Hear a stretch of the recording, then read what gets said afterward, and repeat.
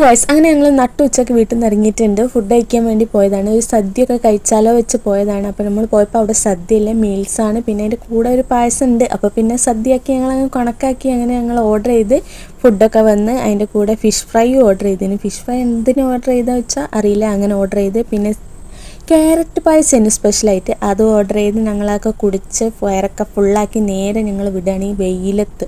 നട്ടുച്ച വെയിലേനും.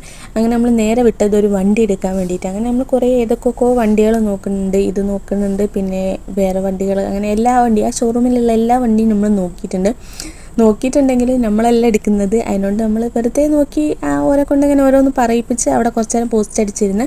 അങ്ങനെ ഇവാനും മമ്മിയും വന്ന്, പപ്പയ്ക്ക് അതിന് വണ്ടി എടുക്കാനുള്ളത്. അങ്ങനെ കുറച്ച് നേരം കഴിഞ്ഞപ്പോൾ പപ്പയും വന്ന് നമ്മളെല്ലാവരും കൂടി വണ്ടിയൊക്കെ നോക്കുന്നുണ്ട്. ഇവാൻ അങ്ങനെ അടങ്ങിയിരിക്കുന്നുണ്ട്, ആൾക്കാരെ കണ്ടിട്ടാന്ന് തോന്നുന്നു.